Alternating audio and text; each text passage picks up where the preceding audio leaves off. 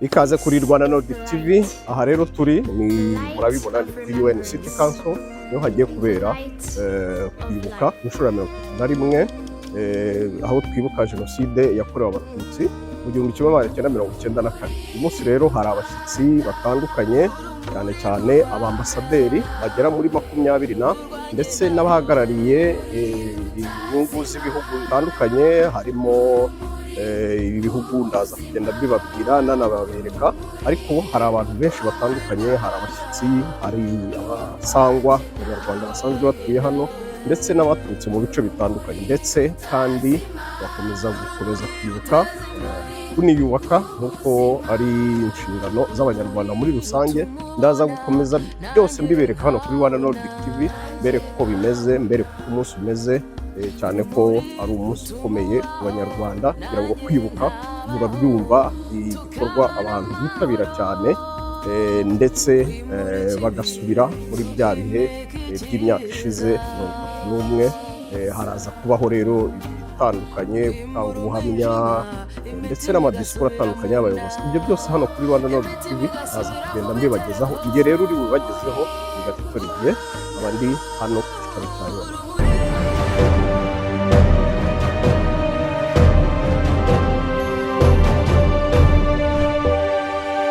So we come here every year.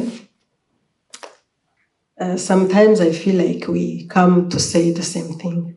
And my worry is that maybe we annoy some people whom we invite by telling them the same story.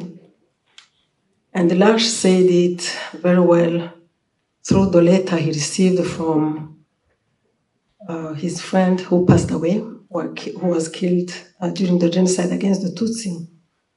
She said, despite the differences, our skins are different, we speak different languages, we're coming from different parts of the world, but we are all human beings.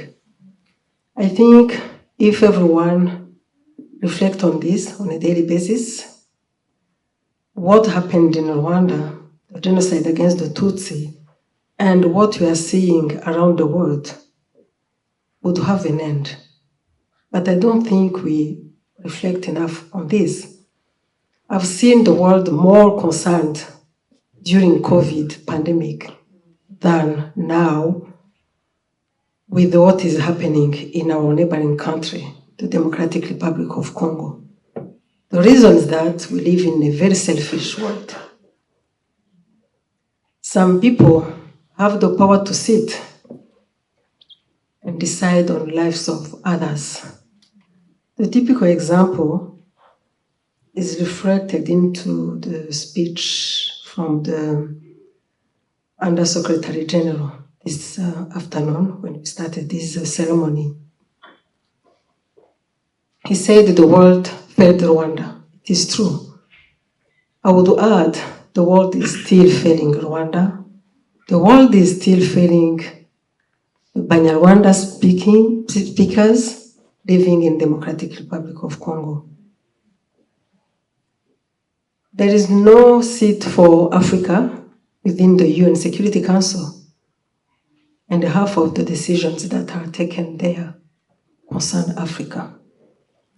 This is already an imbalance, and I can understand the unfair decisions that are taken over there, because we don't sit in this group that make decisions. It looks and it is normal for powerful countries to defend themselves, to follow one person who would kill people from these powerful countries, and even to follow them in foreign countries. It is normal from the UN Security Council side. We have examples. I don't have to mention them. You are all aware of these examples. But you've heard for the past months, Rwanda being sanctioned, attacked from media, from politics, from UN, from European Union. And the reason was that we are accused from defending ourselves, from FDLR. FDLR is the movement that committed the genocide against the Tutsi in Rwanda, and they fled to Democratic Republic of Congo with the support of the government of France by then. They live in DRC very peacefully. They were not disarmed. There were a violation of UN laws and international laws, and everyone was watching. And this movement and this militia was sanctioned by the UN, but they kept being equipped by the government of DRC. They also composed and bonded with MONUSCO that was sent to keep peace in DRC. And this is known. Reports are there, but no one talks about it. So we defend ourselves from FDLR, and it becomes a crime. We protest against the killing, massive killings, the banning, the persecutions of Tutsi Congolese who found themselves on the other side of our borders, not because they chose to be there, but because Belgians and Germans decided so many years ago in 1884.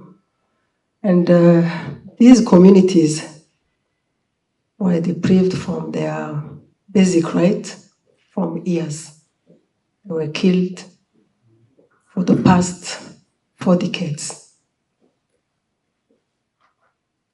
And not in privacy. On social media, we see images, they are banned, there is cannibalism in DRC.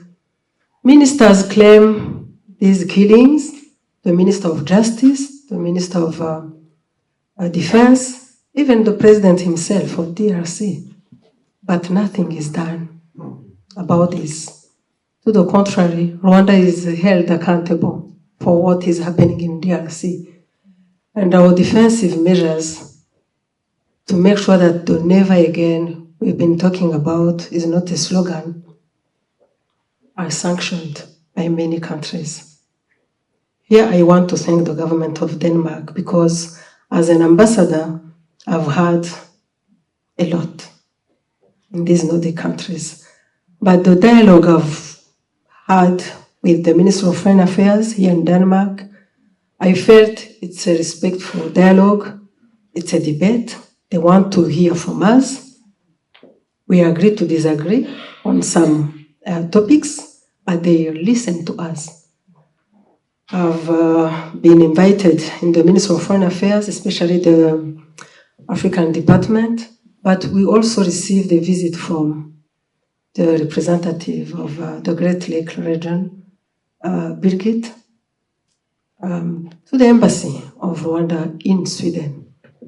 That was very much appreciated because we spent many hours talking, debating, explaining, providing facts. And I've seen a very pragmatic attitude from this government of Denmark. So I had to recognize this. This issue is very complex, and sometimes with the lobby that is happening in many countries, in many organizations, like the EU, UN Security Council, I would say it's not that obvious for people who are not directly concerned to really understand the root causes of these issues.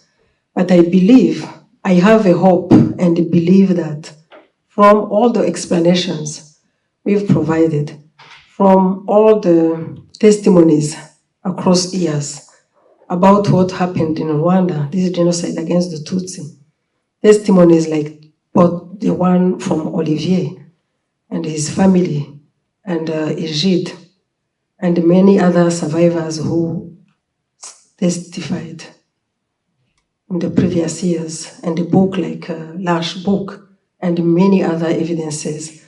I have a hope that people in Western countries start to really understand and to want to be fair with us. We are not asking for any favor or any special treatment. We are just asking for people to be fair and to recognize that we are also human beings and we've gone through particular atrocities And we are a country that cannot be compared with any other country. I sometimes hear narratives that Rwanda invaded the DRC. And some leaders, some officials, some politicians want to compare the situation, the Rwandan situation, the defensive measures we take to protect ourselves. They want to compare them with the situation between Ukraine and Russia. It's wrong, and they know it's wrong. And I think I retrieved myself as an ambassador in the wrong place and at the wrong moment as a survivor of the genocide against the Tutsi. But we'll keep telling the world the truth. We'll keep showing our evidences. We'll keep preaching reconciliation and justice. We'll keep rebuild ourselves. We'll keep raising our voices to pay tribute to those who are not here to say what they went through, because 1 million people perished. They are not here to testify, but we are here to talk on their behalf. We have thousands and thousands of women living with HIV because they were raped during the genocide against the Tutsi. We have orphans that were raised in different families and supported by the government of Rwanda. These people are live testimonies of what our country went through. I want here to pay tribute to all these lost lives and also to encourage everyone, every Rwandan living abroad, to keep paying tribute on a daily basis to these innocent people who perished just because Belgians decided that Rwandans will look differently. Rwandans will have 3 ethnic groups. Rwandans should be divided to be well and easily ruled. I want to pay tribute to these perished lives every day, and that is what I encourage you to do. We gather here in April, in May, for 100 days, but I know we live with this pain on a daily basis. But we decided to move ahead, to move forward, and to heal ourselves, to rebuild our country, and to preach reconciliation and tolerance, because that's the only way Rwanda can prosper and can keep moving. I want also to thank the Rwanda Patriotic Front, because without them we wouldn't even be here. I want to thank all the countries that have shown support in different manners through bilateral cooperations, including the Danish government. The fact that you are opening an embassy in Rwanda, for me, is a great thing, because I believe it will be closer to our country. And the fact that you hold the seat at the UN Security Council and also the presidency of the European Union Council is for us a great opportunity to speak out and to dig deep and to stay away from propaganda and lobby from countries who started this divisionism in Rwanda and who didn't want to stop there and who continued to fuel discrimination, wrong narratives through lobbies, just because, we also have to say it, because for some leaders, some politicians, minerals matter more than lives of people. It's not a secret for anyone. Why would DRC become interesting for some Western country? Very interesting. And why the humanitarian situation in DRC would be more important than humanitarian situation in other countries, including in Rwanda in 1994. It's because of minerals. We have evidences. We have a list of companies from some of these countries that exploit illegally minerals in Congo. But the scapegoat has been Rwanda. But we will overcome this.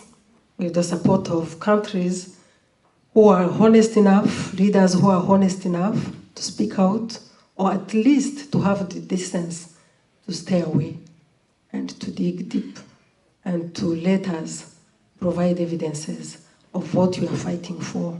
Because we are fighting for our security, we are fighting for our rebuild, we are fighting for the rebuild of our country, and we will never stop because we know how far we've gone. We know what media did to us. We know what propaganda did to us. And we know how often we are not listened to and how the international community failed us. So I want to end my speech by thanking my government. My president has stood strong. He was attacked from many angles, all the angles, because actually he was the only one to dare speak about what is happening to the Tutsi Congolese community. No one else spoke about this. No one else stood and raised his voice to say that these people should be protected. And the first person who should protect them is the leader of the country where they are being persecuted, Democratic Republic of Congo. So I believe in dialogue, I believe in constructive dialogue, and we are not giving up. We really hope that a country like Denmark can make a difference. I said it last year, I'm repeating it, I believe in it, I speak from my heart, because I also carry this heavy pain that survivors of the genocide live with. I always tell leaders in the Nordic countries that yes, I'm an ambassador. I was told the politics is politics. I was told the politician doesn't speak his mind, but when it comes to this specific topic, I'm first of all a mom, I'm a human being, and I'm a survivor of genocide against the Tutsi, and I talk from fact. I speak about what I've seen, like Olivier did, like Gilles did. I believe that should not be politics or games or lies when it comes to lives of people dying in front of everyone, very openly, in a country that doesn't even hide. Everything is on social media. You can go on social media and find out what is happening. So people should speak out and stop this. And I believe it is possible. It is possible to stop this as it was possible to stop it in 1994. So we shouldn't retrieve ourselves in 5 years talking about another genocide in a neighboring country. So I thank you so much for being with us, for spending 4 hours with us, for listening to us, for supporting us. We feel this support, and we really thank you so much.